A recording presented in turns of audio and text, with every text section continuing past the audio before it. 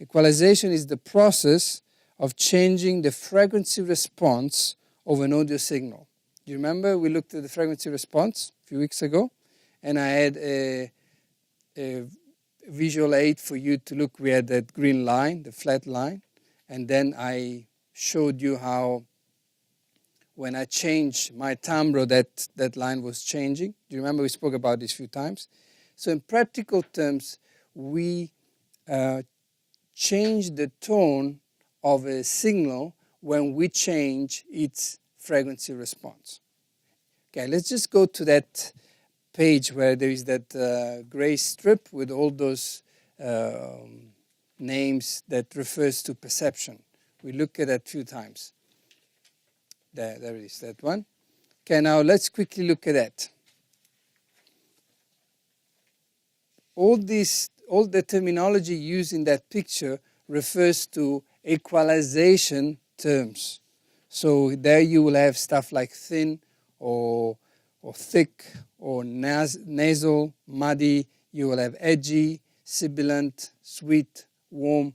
All those are equalization terms.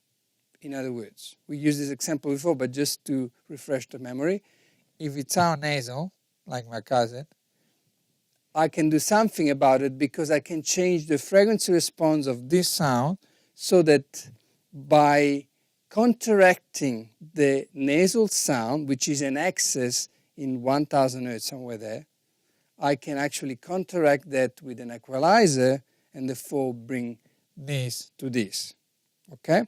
So that's the process. This process is called equalization. I make my cousin sound like myself. Okay? Or if I have a cold, I can sound more normal. That's the process. My saxophone, remember the famous saxophone example? I can get the saxophone to sound again like a normal saxophone. Okay? So that is the process called equalization. So we change the tone of an instrument or of a sound. To do that, we need an equalizer.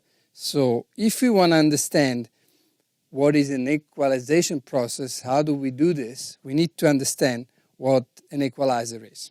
Okay? So the equalizer, we will look next week, there will be an analog mixer next week, going to be easier. But we saw it earlier in the overview of the program, we look at the mixer, and then there were all those knobs in a row. Do you remember that? You've just seen it, it's on your screen. That's the equalizer. It's made up of few knobs, and unless we understand what those knobs do, we don't know how these things work. Okay, so hopefully today will be one of your most important lessons of audio engineering. Because if you understand how to use an equalizer, you are a new man. Or a woman, sorry, but man in generic sense. Because the equalizer is on every single mixer. It's the most powerful tool you have because it's so available on every single thing. So if you can understand how to use it, you can make a huge difference tomorrow. And you can use your inborn sense of hearing. Do you remember we spoke about this? We all have that capacity to hear nasal, boxy, booming, and all that. You can use that very inborn capacity to do this. Okay, so let's start firstly.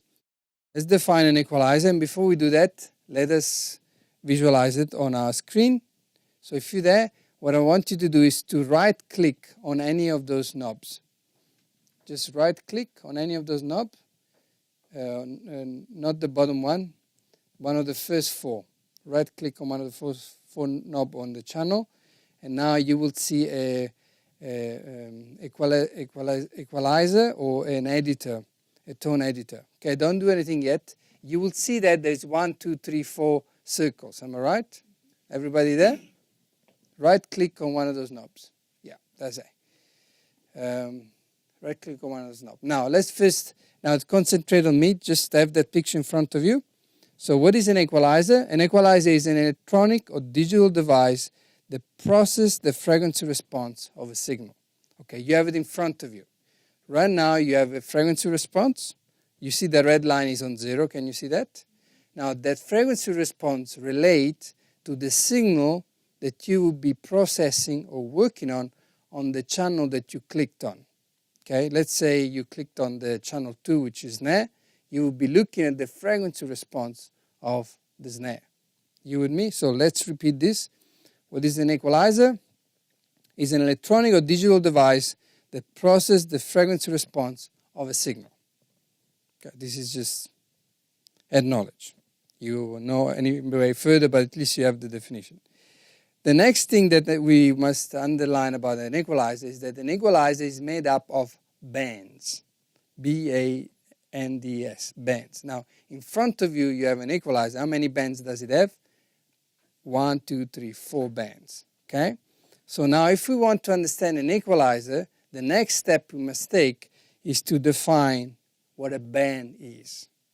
Okay? So the band is two things.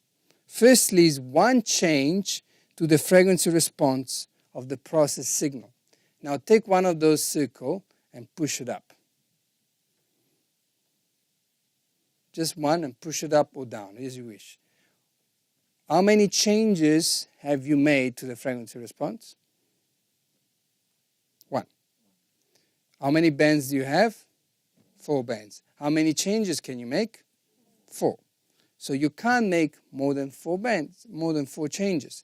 Why is this important? Because in digital mixers, there is not so many limitations, but in an analog mixer, which possibly most of you will work if you do live event, no longer necessarily, the amount of bands is often very limited on cheap mixers. So on a cheapish mixer, you might have 3 bands or even 2 bands. And that, by our now understanding of what a band is, it means that we have very little control. If we have only 3-band equalizer on our mixer, it means we can only do 3 changes. If we have 4, we have already an extra change. It goes without saying that we should try to have a lot of bands in our equalizer.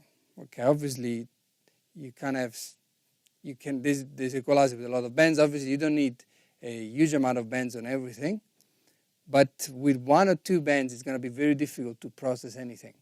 Okay, you got this. So definition number 1 of a band is one change to the frequency response of the processed signal. The second definition is a frequency-dependent gain. Frequency-dependent gain control. Now, on your editor, you have pushed that knob up. Okay. Now, if you read on the value that number refers to, let's say you push number 2 up, read the value at the bottom. It gives you few values. One of them will be frequency, and the other one will be gain, decibel. Okay? So let's just use an example. Okay, now here with Forest, number 1 is using it at 100 Hertz at the gain plus 10 decibel. Okay? So 100 Hertz, 10 decibel. Can you see what's happening? You have added gain, like pushing the fader. Like pushing the fader on a mixer, that is gain, or trimming the gain on top of the channel, that's gain. The difference between that gain, the actual gain, and the volume control, let's call it that for now, is that affects all the frequencies of the sound, while this affects only a specific band of frequencies, hence the word band. Okay, you got it? So if you look on your editor right now, you push a specific amount of decibel up or down on a specific frequency. Can you see? The whole line did not go up. Only a portion of the line went up. Can you see that? Okay? Good. So this is the 2 things that we need to remember about a band. A band is 2 things. One change to the frequency response. The other one is a frequency-dependent gain control. Good.